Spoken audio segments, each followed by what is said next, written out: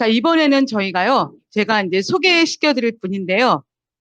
한마디로 그냥 설명하겠습니다. 레전드입니다. 토플의 레전드. 그래서 일단 만점자를 다수 배출했고요.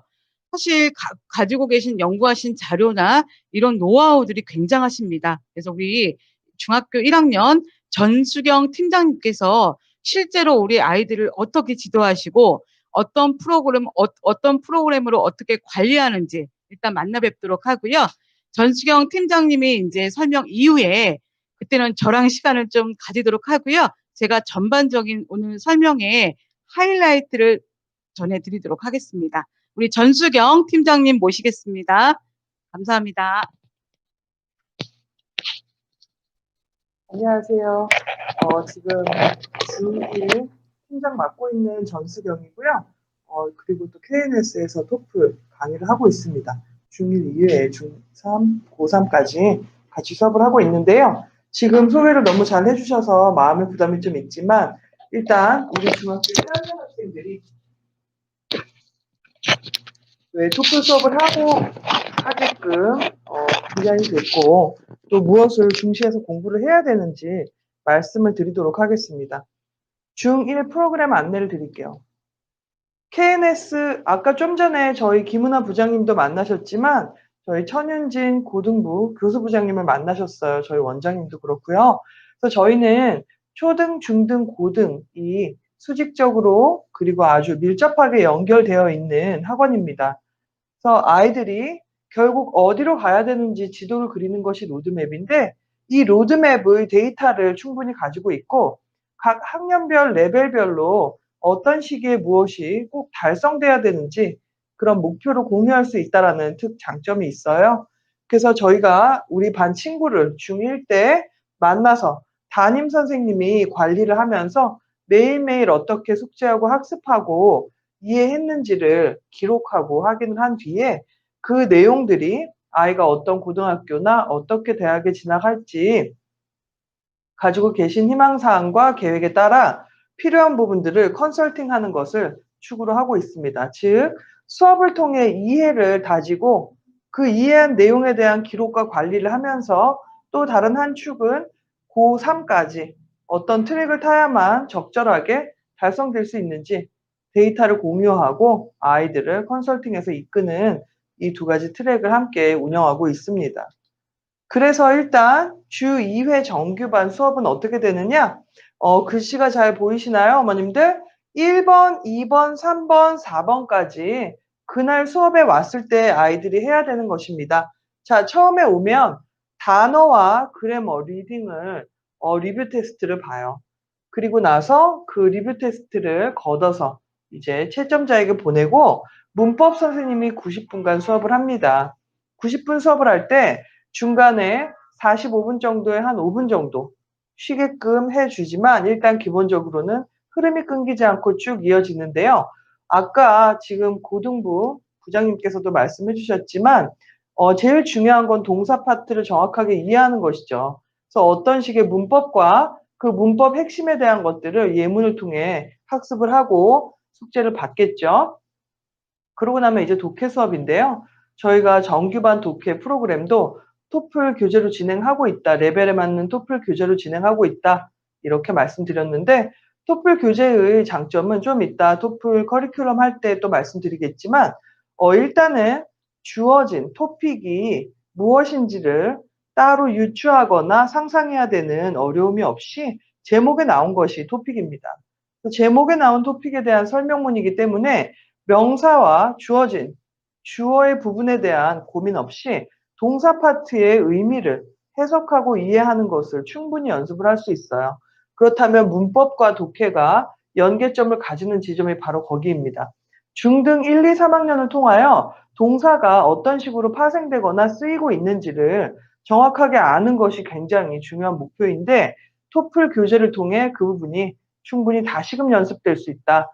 토플은 아주 짧고 함축적이고 어려운 내용이 아니라 굉장히 추상적인 것이 아닌 현실적이고 아주 자세한 설명을 이루고 있으며 그 길고 많은 글자 수와 문장 속에서 동사 찾기 그리고 그 동사의 의미와 흐름, 문장과 문장 이어나가기를 연습해 볼 수 있다. 이렇게 생각해 주시면 될 것 같고요. 문법 90분, 독해 90분 수업이 끝났습니다. 그리고 나면 아까 걷어서 채점자에게 보냈던 시험의 결과가 나와 있어요. 그럼 이 시험의 결과는 어머님들께는 이미 첫 수업 시작 이후에 2시간에서 3시간 내에 이미 문자로 전달이 됐습니다. 그럼 그 내용을 보고 아이들이 오늘 몇 점을 받아서 통과를 했는지 통과를 못했는지를 알게 돼요. 단어 같은 경우에는 40개, 100개를 외워왔다고 했을 때 40개 시험을 보고 그중에 32개를 맞으면, 즉 80%를 맞으면 통과입니다. 틀린 단어는 따로 오답 노트를 하고요. 그래서 그렇지 못하다, 통과가 아니다 하면 오늘 끝나고 9시부터 공부를 하겠구나. 이렇게 어머님들께서 픽업 시간을 아실 수가 있고요. 리딩과 그래머는 각각 20점 만점으로 시험을 출제하는데 역시 80%를 맞춰야 됩니다. 16점 이상 나왔으면 우리 친구는 통과해요. 집에서 오답 노트를 하고 다음번 검사를 위해서 정리를 해오면 되고 또 과제를 해오는데 그날 다 하나요? 과제는 당일이 아니어도 다음 수업 전까지 최소 1번에서 2번 시간을 내서 하는 것이 필요하고 그랬을 때 효과를 거둘 수 있다. 이 과정이 1, 2, 3, 4, 5, 6이 매일 혹은 매주 2번씩 반복되고 있다. 정규 레벨별 목표는요. 결국 저희 정규 레벨에 어떤 이름이 쫙 나와 있어요. 인터미디에이트부터 특목자사까지 있거든요. 그럼 이 단계의 아이들은 인터미디에이트는 중1 심화를 합니다. 중1 과정에서 필요한 내용들을 굉장히 깊이가 있게 내 것이 될 때까지 배우는 과정이라고 보시면 되고요. 어드밴스드는 중2 선행이에요. 그랬을 때 어머님들께서 아니 우리 아이는 지금 수학은 고2 걸 하고 있는데 중2 심화라는 게 의미가 있을까 하실 수 있지만 사실 초등과 중등 사이에서 우리 KNS에서도 그렇게 아이들이 넘어오고 자라나고 있지만 초6까지의 영어는 습득을 위한 영어이기 때문에 레벨은 상당히 높습니다. 그리고 그 레벨이 높은 만큼 아이들이 흡수할 기회도 굉장히 많은 건 사실인데요. 그 내용들을 아까 말씀드린 대로 데일리 테스트를 보고 그것을 채점하고 어떤 부분이 틀렸나 다시 한번 확인하는 식의 어떻게 보면 다시 무엇을 맞고 틀렸는지 리플렉션이라고 하는 과정이 없고 반성이나 분석이 없이 그냥 전반적으로 풀어내고 읽고 말하고 쓰고와 같은 언어로서의 어떤 영어를 배우고 있는 초등학교 6학년이기 때문에 또 사실 습득하고 있을 때는 분석이나 비평은 그다지 도움이 안 된다고 보죠. 너무 걱정이 돼서 틀릴까 봐 말을 못 하거나 글을 못 쓰면 안 되니까요. 근데 이제 중1이 됐을 때는 깊이 있게 6학년까지 습득했던 내용을 자기 걸로 학습의 도구로서 활용할 줄 알아야 되는데 그 단계에서 어떤 차이가 생깁니다. 그 불일치가 생기는 이유는 아이들이 학습자로서 활동을 영어를 가지고 활동을 한 적은 좀 적다라고 보셔야 돼요. 이거는 더 높은 학년의 국제학부 혹은 국제학교를 다니는 친구들에게도 나타나는 부분입니다. 나 이거 안다. 근데 그럼 정확하게 뜻을 써봐. 내지는 동요를 써봐. 그리고 다양한 유형의 사실 확인이나 그 흐름 알아서 중간에 삽입을 하기 혹은 틀린 부분 찾아내기와 같은 것들을 해봐 했을 때 딱 정해진 시간 안에 정확히 해야지만 안다라고 확인하는 과정인 거죠. 그래서 이런 심화를 하고 내신 유형을 익히기 그리고 내신 학습력 강화 프라임 단계에서 여기서 내신이라 하면 중1, 2는 아닐 것입니다. 중3 이상의 내신 학습력 강화이고 그것을 심화하는 과정이 프로페셔널부터 일어날 수 있고요. 특목 자사반에서는 각종 테스트 고득점 그리고 특목 자사 말 그대로 특목고나 자사고의 내신을 기준으로 심화 학습을 합니다. 이 단계들은 한번 들어오면 그 단계에 1년 동안 존재하는 것은 아니고 아이들이 다져가면서 레벨을 올라갈 수 있게 학기별로 계속 시험을 보고 학습을 시키고 있습니다. 그래서 이 이해 적용 관리라는 말을 써놨는데요. 나중에 토플에서도 이 용어가 나오기 때문에 좀 더 자세히 설명을 드릴게요. 중1 과정 심화 및 중2 선행을 했다. 여기서 말하는 중1 과정이란 학교 책에 나오는 내용만으로 분석하는 것은 아니고요. 중1 과정에서 이후에 응용될 수 있는 부분, 준동사면 준동사, 관계대명사면 관계대명사 이런 부분에 대한 심화학습과 정확한 이해, 적용까지 연습을 한다고 봐주시면 될 것 같아요. 그래머와 같은 경우에는 많이 틀리는 문제 공략이라고 했는데 사실 아이들은 많이 틀리는 문제가 따로 있다기보다는 전반적인 관리력의 부재로 여기서 관리라 함은 시간 관리, 집중력 관리이거든요. 그리고 매번 복습하는 학습 관리. 이게 좀 안 되고 있기 때문에 앞 문제는 다 맞추고 뒷 문제는 시간이 모자라서 마구 틀리는 경향이 보이기도 하고 리딩과 같은 경우에도 어떤 성실한 학습을 통해 단어는 다 맞추지만 유추 문제가 나오면 좀 어려워하거나 지레 겁먹고 포기하는 이런 일들도 생기고 있습니다. 그래서 이런 것들에 대해서 개별적인 분석을 해서 아이들에게 전달을 하고 다음번에 맞출 수 있게 좀 이렇게 지도를 하고 있어요. 복화 같은 경우에는 어휘력 상승을 위해서 꾸준한 암기를 아주 철저하게 좀 검사하고 여기는 어떤 변명이나 예외는 존재하지 않는다 이렇게 보고 있거든요. 저희 원장님께서 말씀해 주신 적이 있는데 단어를 해 놓은 아이들은 중간에 사춘기나 방황기가 생겨서 어느 정도 틈새가 생긴다 해도 결국 다시 따라올 수 있는 힘이 있다. 단어가 탄탄한 친구들은 고등부에서 약진할 수 있다. 다만 그게 안 된 친구들은 물론 그 부분에서 어려움을 겪는다. 요런 부분을 말씀을 해 주셨어요. 잘하고 있는 친구를 통해서 다시 한번 반영을 해 봤을 때는 단어가 됐기 때문에 이 친구가 그만큼 도약할 수 있었구나. 요렇게 말씀해 주셨습니다. 단어 그리고 단어의 리뷰 굉장히 중요하고요. 그래서 아까 리딩 말씀을 드렸는데 토플 독해는 면적이 넓고 양이 많다고 했잖아요. 그래서 그 양을 통해서 뭘 배우냐? 어떤 단어의 뜻과 그 단어의 동의어가 꾸준히 계속 고리에 걸린 것처럼 연결돼서 나오고 있기 때문에 아이들이 각인될 수 어떤 단어를 가지고 훨씬 2배에서 4배 이렇게 계속 부풀려 나갈 수 있다라는 거. 그리고 그 부풀려 나간 것들을 또 안 보면 잊어버려요. 한 6개월도 안 보면 또 잊어버리거든. 뭐더라 할 수 있거든요. 끊임없이 놓지 않을 수 있도록 하는 계기가 바로 토플 리딩이라고 보고 있습니다. 그래서 일단은 내신 유형이나 토플 수능 유추 문제 적용한다 했는데 여기서 유추라는 것이 개인의 사고력이라든지 배경 지식은 아닙니다. 주어진 정보에서 대놓고 그 단어를 써서 말하지 않았을 뿐이지 어떤 정보를 합쳤을 때 무엇이 되는지 확인할 수 있는 것이죠. 뭐 예를 들면 과거에 이렇게 하던 관행에서 현재 이렇게 되었다. 어떤 시제라든지 내용을 준 다음에 shift란 단어가 쓰였을 때 그 유추 문제의 답의 선택지에는 항상 change라든지 alteration이 들어 있습니다. 왜 그러냐? 동의어거든요. shift 어떤 전환이나 변화이고 여기서는 change 변화라는 단어로 바꿀 수 있다. 거의 동의어 찾기 문제와 같다라고 보시면 되고 단어 2가지 이상의 의미를 합쳤을 때 어떻게 종합할 수 있냐라는 미니 요약 문제와 같다 이렇게 봐주시면 될 것 같아요. 그래서 이것도 사실 연습을 계속하지 않으면 부주의한 실수가 정말 끊임없이 나올 수밖에 없겠죠. 본문에 나온 단어를 그대로 쓰는 함정이라든지 아니면 대상을 바꿔서 쓰는 함정 같은 것들을 아이들이 피할 수 있어야 됩니다. 자꾸 이제 토플 이야기를 또 하자면 토플에 대해서 어머님들께서 좀 오해하시는 게 초등부까지 토플을 시켜보신 경험치를 가지고 계실 때 문제만 열심히 많이 풀었지 그냥 감이고 풀이 능력 같은 것이 보이지 않는다 이런 식의 말씀을 많이 좀 해주신다 이거죠. 그래서 여기서 중요한 거는 이것을 좀 철저하게 분석할 수 있는 좀 힘이 이때쯤 길러지지 않는다면 토플 학습은 그냥 감으로 하는 거야. 외국에 살았던 애들만 하는 거야 라고 혹은 외국에 나갈 애들만 하면 돼 라고 생각하실 수 있지만 그렇지 않다.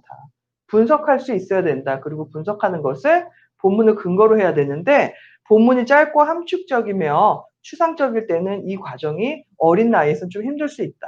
그래서 아주 구체적인 설명문을 통해서 한다. 이렇게 봐주시면 될 것 같고요. 자, 중3 심화라는 건 결국 아까 말씀해 주신 중3 내신에서 뭐가 나올까요? 혹은 중3에 어떤 것이 중시되고 있죠? 라는 부분이 다 연결되어 있습니다. 그래서 다시 한번 말씀드리지만 동사 파트가 어떻게 활용되고 어떤 의미를 가지고 있는지를 알기 위해서 동사 파트가 어떻게 활용되고 있는지 알기 위해서는 결국 문장을 통해서 혹은 문단의 내용, 문장이 연결된 문단을 통해서 확인하는 것이 최상이고 그 내용이 뭔지 이론적인 학습이 선행되어야 한다. 이렇게 봐주시면 될 것 같아요. 내신과 인증 테스트 심화를 위해서는 심화는 변별력을 의미합니다. 어려워진다는 얘기는 모두가 맞출 수 있지 않다는 얘기고요. 모두가 맞추지 못한다면 누가 맞출 것이냐? 대비한 친구들이 맞추는데 뭘 대비해야 될까? 자, 가장 기본적인 아까 말씀해 주신 것들. 예를 들면 가정법이라든지 뭐 좀 학년이 올라갔다고 했을 때 도치라든지 생략 같은 것들을 통해 어떤 문제가 숨겨진 의미가 뭔지 정확히 알아야만 풀 수 있는 문제들, 영어로 된 선택지를 통해서 그것들을 확인할 수 있고 비교할 수 있는 힘이 필요합니다. 그리고 핵심 이론 구문 어휘 노트라고 했는데요. 뭐 예를 들면 너무 쉬운 단어예요. 캐치. 캐치온은 뭘까? 옛날에 캐치온이라는 영화를 틀어주는 사이트도 있었는데 대원외고 1학년인가요? 그 지금 내신 문제 중에서도 선택지에 이게 있었어요. 그리고 저희 지금 중1 특자반에서 하고 있는 뭐 요번에 육과를 나갔는데 거기에 보기도 나오고 있는데 캐치온은요 유행하다 혹은 이해하다라는 뜻입니다. 그래서 이런 것들을 캐치는 아는데 캐치온 잘못 알고 있었다. 뭐 vision은 알고 있고 en이 붙으면 어떤 동사와 하다라는 걸 알고 있었는데 envision의 의미를 막상 몰랐다. 요런 것들을 좀 체크하는 거죠. 특목자사반이 이제 어찌 보면 1학년 학습의 가장 중점적인 내용에 그 정점에 있다고 봤을 때는 이렇게 봐주시면 될 것 같아요. 문법, 독해, 단어를 KNS 이펙트를 통해서 목표를 달성시킵니다. 내신 실적, 수능 1등급 기반으로 합니다. 독해를 풀었을 때 토플이나 탭스의 유형을 숙지하고 어떻게 해야 틀리지 않을 수 있는지 전략을 기본적인 전략을 갖춘다. 그럼 아이들이 접근법을 알면 자신이 있고 자신이 있다는 얘기는 두려워하거나 회피하지 않고 학습량을 충분히 소화할 수 있음을 의미합니다. 대부분 중1 학생들이 철이 없거나 아직 학습에 대한 의욕이나 동기가 떨어진다고 생각하시지만 사실 우리 아이들은 수없이 많은 테스트를 통해 내가 몇 점을 받아야지 거기에서 이제 오케이가 되고 끝나는지 완료가 되는지에 대해 상당히 예민하고 굉장히 객관적인 평가를 사실 되게 목말라 하는 편이에요. 그래서 이 모든 시험의 특징은 객관적이라는 거죠. 객관적이라는 말의 의미는 선생님이 지난 시간에 얘기했으니까 무조건 줄쳐 여기서 나와가 아니라 학교 선생님이라면 그렇게 말씀하실 수 있을 거예요. 하지만 이제 학원 선생님들 같은 경우에는 사실 그것이 같은 핵심이고 같은 중심이라고 해도 중2 과정에서 중3 과정에서 이 가장 중요하게 다루어지고 강남권 내신에서 몇 번 이상 나온 문제 어떤 문법 포인트다라는 부분 한 30% 이상의 이 유형이다 라든지 이런 것들을 통계화해서 아이들에게 객관화를 해주려고 노력을 합니다. 그래서 아이들은 알게 돼요. 이 선생님의 마음에 들기 위해서가 아니라 혹은 어머님을 안심시키기 위해서가 아니라 고학년을 준비하기 위해 그리고 다음 학년 중간고사에 어떤 문제가 나왔을 때 맞추기 위해서라는 어떤 자기를 위한 목표를 가질 수 있게 되는 거죠. 자, 그래서 정규반, 주말에도 정규반이 있는데 성문 기본영어 문법 브릿지, 그래머 앤 석세스 마스터 중급 종합, 탭스 마스터 중1 의대반이 존재합니다. 고난도 문법이나 기본 개념 같은 것들을 문법을 놓치지 않기 위한 학습, 그리고 주 1회이지만 결국 프로 프라임이나 파워 어프렌티스, 어드 인터와 같은 반을 종합적으로 만날 수 있는 주 1회 반, 그리고 탭스 프랩, 이과 최상위 반 이런 식으로 굉장히 그 아이들의 목표와 목적에 맞는 특화된 반이라고 할 수 있어요. 자, 각 커리큘럼의 목표란 테스트와 시험의 관리력을 높이는 겁니다. 여기서 관리력은 선생님의 관리가 아니고요. 학생이 스스로 필요한 부분을 학습을 놓치지 않고 하고 아는 것은 맞추는 것. 그리고 맞췄으면 기억 속에 남기고 맞추지 못했으면 오답 노트를 통해 다시 한번 학습하는 것을 의미합니다. 즉 학습자로서 조금 구체적인 그리고 자기 주도적인 어떤 행동을 할 수 있는 것을 의미하고요. 여기에서 수없이 많은 선생님이나 어머님의 관심과 피드백은 필요하지만 아까 말씀드렸다시피 엄마나 선생님을 만족시키기 위해서가 아니라 본인이 다음 학년, 다음 학기를 준비하고 앞으로 꿈을 이루기 위해서 어떻게 해야 되는지에 대한 좀 객관적인 목표를 함께 공유함으로써 나를 위한 공부다. 내가 이거를 이루기 위해서 하는 거다. 이런 식으로 약간 누가 주체이고 누가 주도해야 되는지가 약간 그 무게중심의 학생으로 넘어가게끔 많이 유도를 해주죠. 사실 어른도 그렇지만 작심삼일이 될 수 있기 때문에 끝없이 모니터링하고 관리는 해야 되지만 네가 이렇게 생각했니? 네가 그렇게 마음 먹었니? 라는 부분을 조금 더 부추겨 줌으로써 더 큰 효과를 볼 수 있는 학년이기도 합니다.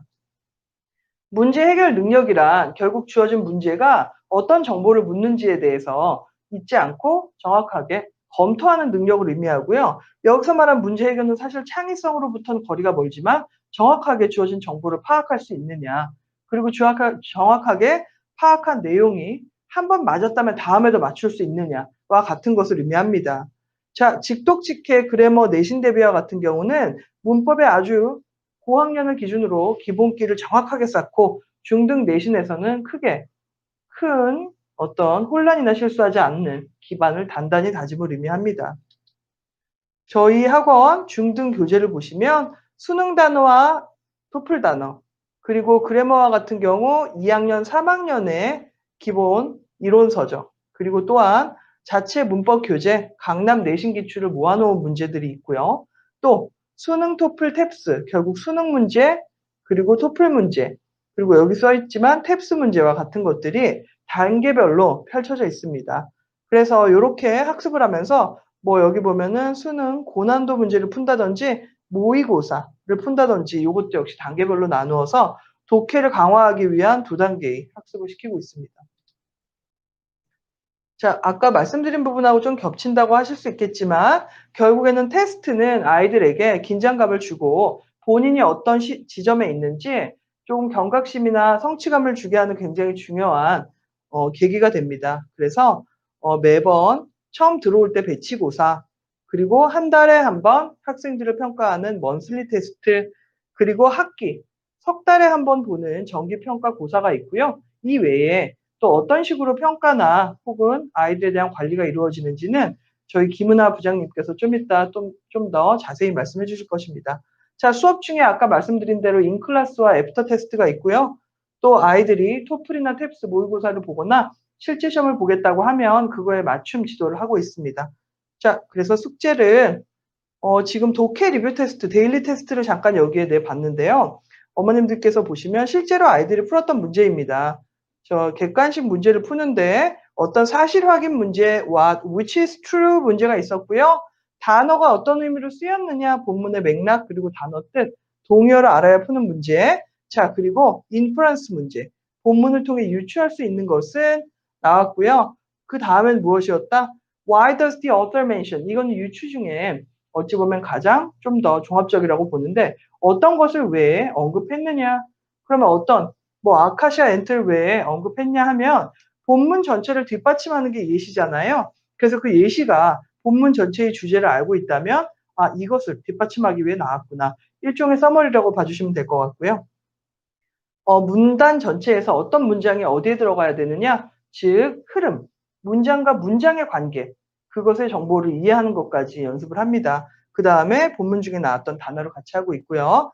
그래서 이런 것들이 오답 해설을 통해 왜 정답이 어떤 것인지 아이들이 정답은 정확하게 근거를 찾을 줄 아는 연습이 금방 어느 정도 이루어지는데 그 다음 문제는 오답이 왜 본문과 비교해서 되지 않는지를 그냥 스킵하는 경우가 꽤 돼요. 혹은 오답을 해설하라 그러면 내가 왜 틀렸는지 막 설명합니다. 제가 아까 그때 머리가 아팠거든요. 막 이래요. 근데 그게 아닙니다. 본문하고 비교, 대조하는 능력이 필요해요. 그래서 그런 식의 연습, 언급된 적이 없다. 혹은 본문의 대상, 아까 말씀드린 대로 논리적 관계 같은 거요. 더우니까 땀이 난다 해야 되는데 땀 나니까 덥다 이러면 아이들 무조건 헷갈립니다. 그래서 이런 것들을 확인시켜주는 과정. 그리고 역시 문법 같은 경우에는 중2, 중3, 고1, 고2, 고3까지 서술형 답변까지 커버할 수 있게 실제로 틀린 부분 고치고 답의 문법적 근거를 쓰거나 혹은 틀린 부분 2개를 고치시오. 아니면 어법에 맞게 5단어로 영작하시오. 그리고 다음 문장에서 바르게 고쳐야 되는 것이 몇 개인지 확인하고 그걸 직접 고치시오 같은 식의 좀 분석과 정확한 암기가 필요한 문제들을 끊임없이 하고 있습니다. 그래서 아이들이 수업 중에 어떻게 필기했나 보시면 결국에 본문의 흐름을 이해하고 그 안에 있는 어떤 문장의 어휘, 어법 포인트, 그리고 본문과 관련된 어떤 근거로서의 부분들을 빠짐없이 꼼꼼하게 확인하고 확인한 걸 시각화한 것을 보고 계신데요. 그래서 뭐 예를 들면 아까 뭐 however 같은 거 관계부사 나왔을 때 어떻게 해석할 거냐? 뭐 however plausible the notion is, it is still controversial 뭐 이런 게 나왔다. 저기 해커스 토플에 나오고 있었어요. 그 문장도. 그래서 however가 뭐냐? 관계부사입니다라고 말하면 아이들에게 와닿지 않겠지만 문법 시간에 배웠던 관계대명사 관계부사 중에 비록 뭐뭐일지라도라는 의미였지? 그럼 이 문장 해석해 보자. 또 거기다가 다시 한번 뭐 노매를 how라고 써놓는다든지 이런 식으로 약간 아이들에게 연계된 학습이 될 수 있는 정도 수준의 구문을 가진 토플 서적을 좀 같이 공부를 하고 있어요. 그래서 필기를 좀 합니다. 오답 노트는 여기 문법인데요. 자세히는 안 보이시겠지만 하이라이트나 빨간색, 파란색, 화살표를 통해 시각화를 했다는 걸 아실 수 있을 텐데요. 사실 어휘나 어법도 굉장히 외웠다, 그냥 몰랐다, 알았다가 아니라 그 안에서 어떤 근거가 포함되어 있고 그것이 어디에서 발견되는지 좀 논리적인 어떤 지도를 그릴 수 있습니다. 그래서 그것들을 여기다가 정리해서 쓰고 선생님한테 검사를 받고 선생님이 다시 구두로 물어봤을 때 대답할 수 있어야 된다. 이렇게 진행이 되고요. 통계라는 것은 숫자를 통한 정보입니다. 이 숫자 정보가 아이에게 아까 말씀드렸다시피 어떤 성취감이나 혹은 앞으로의 목표에 대한 좀 정확한 이해가 될 수 있습니다. 추상적이지 않고 예를 들면 앞으로 3개 더 맞춰야 돼. 내지는 너는 지금 전체에서 상위 10%야. 뭐 이런 식으로 설명을 해준다는 것이죠. 그래서 기준이 제시되는 방식입니다. 자, 여기서 암기 속도나 단어량은 결국 증가하게 되어 있습니다. 아이들이 계속 외우다 보면 이제는 그렇게 오래 안 걸려요. 그래서 그때쯤 동의어나 예문을 줍니다. 왜냐? 20분이면 돼. 이런 생각이 머릿속에 각인되면 안 되거든요. 중1 때까지는 점차 양을 늘릴 수 있어야 됩니다. 시간과 양을 절대 줄일 수 없다. 리뷰 테스트 통과 비율이 상승해야 한다. 같은 방식의 시험을 난이도를 높인다 해도 방식을 이해한 이상은 학습을 한다면 맞출 수 있는 시험입니다. 학습을 하지 않고 온다면 그 학생은 그날 남아서 그리고 다음에 선생님의 요청에 따라 다음번에 또 와서 공부가 끝날 때까지 관리를 받는다. 반평균 그리고 개별 성적은 상승해야 한다. 시험을 점차 쉽게 내지는 않습니다. 저희가 중1부터 중3, 고1까지도 어찌 보면 같은 문제를 접근했을 때 목표 성적이 지금 처음으로 나오는 시점이라고 보고 있거든요. 그래서 수능은 나중에 6년 뒤에 보는데요. 지금 그 점수가 나와야 된다. 이런 목표를 끊임없이 아이들에게 공유하고 전달하고 있습니다. 학습 내용과 분량을 제시합니다. 학습 성취도를 평가하고 교정 및 반복을 통해 아이가 그것을 몸에 익히도록 훈련시키고 다시금 적용과 응용, 알고 있는 거를 이런저런 문제로 좀 속칭 꼬아낸다고 하죠. 그런 문제들까지 이루어질 수 있고요. 결국 성취를 할 수 있다. 본인은 무엇을 하고 싶다. 나중에 외대국어로 가고 싶거나 뭐 아니면 한국과학영재원을 준비 중이다. 나중에 토플 110점 맞아야 된다. 뭐 이런 것들. 토플 학습도 결국에는 크게 다른 장면 전환은 아닙니다. 내용을 이해하고 그거를 적용하는데 한번 맞출 수 있는 건 계속 맞추는 것이 관리이거든요. 맞았다 틀렸다 하는 것이 아닙니다. 실력 향상과 인증을 통한 목표 공유 과정입니다. 토플 학습의 이유이고요. 토플의 장점인데요. 정확하게 측정할 수 있죠. 사실 이거는 규격화된 시험이기 때문에 어떻게 보면 언제나 객관적인 수치를 제공합니다. 그래서 여기서 이게 평가의 도구라고 볼 수 있는데 아이들이 국제학부, 국제중을 목표로 하는 친구 혹은 나중에 이공계열, 전체 원서 수업을 하죠. 인증 및 영어 수업을 준비하는 학생들 그리고 유학을 준비하는 학생들에게 1차적으로 중요한데 아니 우리 아이는 여기 어디에도 속하지 않는다. 아까 말씀드린 정확하게 정보를 이해하고 그거를 다시 아주 객관적인 형태, 규격화된 형태의 문제에다가 적용하는 훈련으로서 기반으로 저희는 사용하고 있습니다. 자, 필수적으로 학습해야 하는 어휘를 어느 정도 상승하는 방식으로 난이도를 표현해 봤는데 여기서 세컨데리는 중학교는 아닙니다. 포스트 세컨데리가 대학생이라고 봤을 때는 중고등부를 의미하고요. 중학교 들어가서야 이 단어를 접하진 않아요. 초등학교 4학년 정도부터는 아카데믹 잉글리시로 넘어가는데 아까 말씀드렸다시피 아이들이 습득하는 쪽에 훨씬 문을 열어놓고 비판이라든지 비평 쪽은 많이 문을 열지 않기 때문에 초 5, 6학년 때 어찌 보면 단어를 중고등학교 기준으로 좀 대충 넘어가도 어느 정도는 좀 유지되는 것이 있었죠. 맥락을 통해 파악하거나 이런 거. 근데 중학교 때부터는 그게 안 되기 때문에 정확하게 중고등에서 필요한 수준의 단어들을 이때 습득하기 시작하고 아까 말씀드린 대로 거기에서 조금 더 구체화된 의미를 가진 동사라든지 명사, 형용사와 부사와 같은 것들을 통해 내용 이해 중에 어떤 키가 되는 것들, 예를 들면 정도에 대한 문제 혹은 원인과 결과, 비교 대조와 관련된 내용을 정확하게 파악할 수 있게 합니다.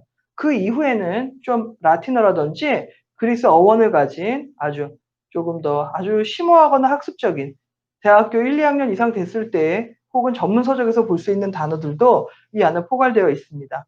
그래서 그 단어들을 통해 변별력, 심화라는 것은 어려운 것이라고 말씀드렸죠. 모두가 맞출 수는 없지만 공부한 사람 맞출 수 있는 그런 내용을 자기 걸로 하는 과정이 됩니다. 그래서 그 단어의 개수들을 이렇게 한번 적어놔 봤는데요. 아니 세컨데리가 가장 많을 것 같은데 자 아이들이 처음 접하는 수준에서의 단어라는 말씀이었고요. 이 단어들은 결국 제가 이렇게는 그렸지만 어느 정도씩 계속 겹쳐 있습니다. 이 면이 함께 겹쳐 있다고 보시고 가장 높은 변별력을 위한 단어에서 복습하거나 다시 리마인드하는 과정까지 합친 것입니다. 그래서 약간 단어들을 이렇게 뭐 공부를 한다 그랬을 때 한 10,000단어는 아니더라도 최소 7,000단어 이상은 확실히 내 것으로 갖고 있어야 된다. 그러면 대부분의 지문에서 막히지 않는다. 토플 단어의 뜻과 동의어를 암기를 시킵니다. 이 동의어가 그냥 평소에 알던 대로 막 쓰는 게 아니라 여기에 등장한 단어를 씀으로써 자신의 단어장을 확장해 나가야만 해요. 그래서 예를 들면 너무 평범하게 생각했던 아까 캐치는 잡다이지만 캐치어는 유행하다라는 것을 아는 구동사도 있고요. 뭐 chair 같은 경우에도 의자로 알고 있지만 의장으로서 사회를 보다라는 동사의 뜻으로 나온 적이 있고 또 enjoy는 즐기다라고만 알고 있었지만 experience, 경험하다라는 의미의 동의어로도 토플에 나온 적이 있거든요. 그래서 이런 것들을 다시 한번 리마인드하고 아 그럴 수 있구나 한번 상기시키는 그런 과정이 될 것 같습니다. 그래서 여기서는 이제 토플 지문의 어떤 화면을 한번 캡처해 봤는데 사실 아이들이 컴퓨터 베이스로 하지는 않지만 토플 지문에 나온 단어들이 외웠던 단어가 본문에 나오고 있기 때문에 반가운 마음 플러스 각인되는 효과를 가지게 됩니다. 약 800에서 1000단어가 되는 실전 문제가 아니라 할지라도 약간 좀 더 연습 문제를 위한 짧은 단락들 이거는 뭐 해커스에도 그렇고 다 있다고 했을 때 이 단락 안에서 우리가 가지고 올 수 있는 모든 것은 결국 무엇일까? 결국 그 단어의 의미를 1차적으로 알고 이 단락을 요약할 수 있고 이 단락에 나온 구문의 일부 뭐 분사 구문 같은 게 어떻게 의미상 해석이 필요하고 분사 구문에 대한 인식이 왜 필요한지 아이들이 알게 되는 거죠. 그래서 요런 식의 어떤 학습 과정이 있습니다. 그리고 나면 각 본문이 1개 이상 지속되겠죠? 본문이 4개, 5개가 나왔을 때 본문의 구조가 어떤 흐름을 갖고 있다. 이런 것까지 정리하는 것. 단어, 문장, 문장과 문장의 관계, 문단 요약, 그리고 문단과 문단의 관계까지 점차 확장되는 과정이 무리하거나 추상적이거나 너무나 난해하지 않다. 어찌 보면 이 과정은 굉장히 평이하다. 아이들이 할 수 있다라는 부분 말씀드리고 싶습니다. 난이도는 단어나 구문에서 나오는 것이지 혹은 문제에 나온 보기에 어떤 선택지에 혼동사항에 의해서 나오는 것이지 본문이 너무나 듣도 보도 못한 내용이 나오지는 않는다는 것이죠. 토플 집중, 학습량 확보, 토플 중급반까지 올라가게 됩니다. 학습량 확보, 별표죠. 아이들은 공부를 할 때 본문이 길다 보니까 많이 읽을 수밖에 없고 그것을 복습할 때도 결국 더 시간이 어느 정도 필요하다는 걸 인지하게 됩니다. 그래서 우리 애는 시간이 없는데요. 사실 중1 때는 아직 언어를 완전히 원어민처럼 내 것으로 할 수 있는 기회의 창이 넓게 열려 있고 이때쯤 학습을 한다면 충분히 가능한 발전 정도는 결국 만점입니다. 가능하기 때문에 이때는 시간을 어떻게라도 쪼개서 이 부분을 좀 확보할 필요가 있다. 그리고 나면 유형 분석을 통해서 틀리는 문제 적어지는 걸 실력 향상이라고 하고요. 그러고 나면 그 학생은 토플 고급반에서 학습할 수 있습니다. 토플 트랙에서 실전 연습과 점수 확보, 인증까지 간다. 이것은 꼭 중1이 아닐 수도 있겠죠. 중1 지금 과정을 잘 거친 아이들이 필요한 시기에 인증을 받을 수 있어요. 그래서 오답 확인, 규격화는 관리력입니다. 한 번 맞춘 문제를 계속 맞추기. 그리고 토플 리딩 기준으로 30점을 맞추는 것을 꾸준히 유지하기. 내신 관리는 좀 더 어렵죠. 왜? 여기에서 좀 더 추상적이거나 선생님이 말했던 한두 가지의 아주 핵심 포인트, 그리고 탭스에 나올 법한 아주 고난도 어휘까지 완전히 통달을 해야 맞출 수 있는 그런 내신들이 존재하죠. 특목 자사고가 아니라 할지라도 강남권 내신에서 충분히 그렇습니다. 그래서 이 과정에 이 화살표의 이쪽으로 올수록 끝인데 여기에 도달하기 전에 앞부분을 어떤 식으로 훈련하고 어떻게 투명화할 것이냐 했을 때 토플이라는 점.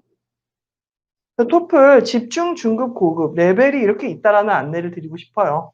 그래서 집중반, 중급반, 고급반이 있는데 고급반이라고 하면 결국 추후 실전 점수로 115점 이상을 추구하는 실전반과 크게 다르게 구분하고 있지 않습니다. 왜? 당장 한 달 안에 시험 봐야 되는 친구들이 존재한다고 좀 일반화하기 어렵기 때문에 고급반에서 결국 그 최고 득점자들이 흡수되어 있다 이렇게 보시면 될 것 같아요.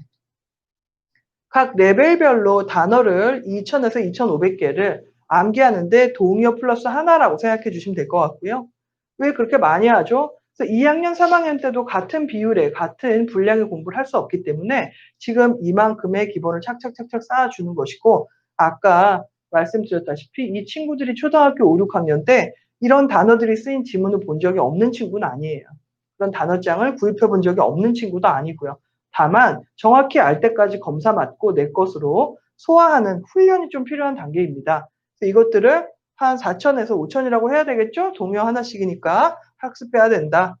각 문제 유형별 기복이 없어야 한다. 지금 아까 말씀드린 기복이란 어떤 문제는 다 맞추고 어떤 문제는 틀리고가 기복이 아니라요. 맞췄다 틀렸다 합니다. 잘 읽지 않고 그냥 점을 찍듯이 푸는 것입니다.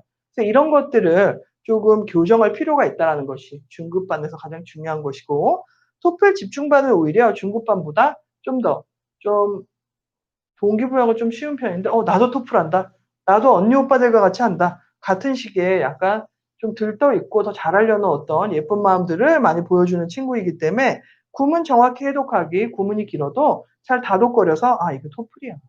이걸 하면 나중에 미국에서 대학 가는 친구들하고도 같은 내용이야. 막 이렇게 하면서 어느 정도 객관적인 아이가 어떤 반열에 올랐음을 좀 이렇게 부추겨 주는 과정이겠죠. 갈 길은 멀겠지만 집중, 중급, 고급 다 학년상 갈 길이 멀지만 너희가 벌써 이만큼 했다라는 식의 그리고 그 노력이 계속 유지만 된다면 최고까지 올라갈 수 있다라는 내용이 굉장히 중요할 수 있는 것 같습니다. 자, 토플 학습의 호환성은 무엇이냐? 공인 점수를 기준으로 한 학습 발전 단계를 해석할 수 있습니다. 이건 토플 80점이면 어느 단계입니다. 90점이면 어느 단계입니다. 110점이면 어느 단계입니다. 120점이면 이제 무엇을 해야 됩니다. 같은 것이 나와요. 토플 120점이면 할 게 없지 않나요? 그래서 최고의 단계는 아닙니다. 사실 저희 학원에서 대원 외고 학생인데 120점이 나오고 그 다음 우리 학원 텍스로 넘어간 친구가 있고요. 그랬을 때 정말 공부할 게 아직도 많았다라는 부분. 대신 그 친구는 더 좋은 태도를 가지고 열심히 하죠. 왜? 공인 인증에서 만점을 하나라도 받은 친구는 어떤 뛰어난 자기 관리 능력과 학습 능력이 있다고 보고 있기 때문에 그 점수 자체가 하나의 응원이 됩니다. 자, 그리고 뭐 아주 짧은 시기에 입시에 필요한 점수를 땄던 어떤 친구가 있어요. 대원외고 학생이었는데 결국 이 친구는 저희 학원에서 IB 잉글리시라고 하는 R&W 수업에서 또 초등 때 만났던 친구가 같은 이제 매튜 선생님을 이제 고등 때 만나는 과정이 있었고 저와 토플을 했기 때문에 같이 학생에 대해서 논의할 수 있었던 케이스였기에 한번 넣어보았고요. IB 국제반이라는 것은 토플과는 다른 트랙입니다. 토플이 설명문과 그리고 미국 대학의 커리큘럼의 어떤 기초를 제시하고 있다면 IB 잉글리시는요 좀 심화된 학습, SAT나 AP와 같이 원어민을 기준으로 학력을 테스트하는 시험의 언어, 이해와 확인이라고 봐주시면 되고요. 결국 국제학부 입시, 영어로 된 논술과 같은 것을 할 수 있는 기반을 닦는 것이라고 봐주시면 됩니다. 누가 할 수 있냐? IB, AP, SAT, 그리고 크리티컬 리딩, 스피킹, 라이팅 클래스. 결국 심화 영어, 결국 특목 자사라든지 외고에서의 심화 영어를 대비하는 친구라고 할 수 있겠습니다. 어떤 내용을 액면 그대로 이해하는 것이 아니라 그 주어진 키워드에 대한 분석과 좀 심도 깊은 어떤 의견의 대립이라든지 어떤 관계성을 정확히 아는 것을 포함하고요. 거기에서 나올 수 있는 키워드는 대부분 개인과 제도나 혹은 개인의 어떤 인간의 본성과 사회라는 곳에서의 어떤 또 다른 가장 중요한 것이 무엇인 가치와 같은 것들을 하나하나 혹은 그 하나 이상의 키워드를 연결했을 때 어떤 답변을 낼 수 있느냐. 그래서 지금부터 하고 있습니다. 아이덴티티, 개인에 대한 것, 미디어, 어떤 우리에게 어떤 정보를 주는 매체들, 그리고 파워. 그 누가 주도권을 가지고 있느냐와 같은 부분들을 합니다. 그래서 논픽션이나 어떤 픽션을 읽고 그것에 대한 사실, 컴프레hen션 관련된 거, 그 다음에 어널리시스와 관련된 것들을 합니다. 그래서 결국에는 아이들이 내용을 이해한 것을 서술적으로 쓰되 무조건 쓰는 게 아니라 그 선생님이 준 워크북을 통해서 하는 과정을 거칩니다. 그래서 이 IB 잉글리시를 지금 진행하고 계신 매튜 선생님 같은 경우에는 저희 지금 UD, 연세대 언더우드 거의 저희 이렇게 말해도 될까요? 강남권의 지금 일타 강사라고 하실 수 있어요. 거의 지금 한 시즌에 100명 이상의 학생들이 선생님 따르고 있고 좋은 결과를 가지고 있는데 이 선생님께서 어찌 보면 IB 주니어, 그 UD 주니어라고 생각하는 반을 1학년 때부터 이끌어 나가실 것입니다. 이 부분에 대한 좀 구체적인 질문은 저희 은하 부장님 그리고 이후에 저희 학원으로 꼭 해주시기 바랍니다. 감사합니다.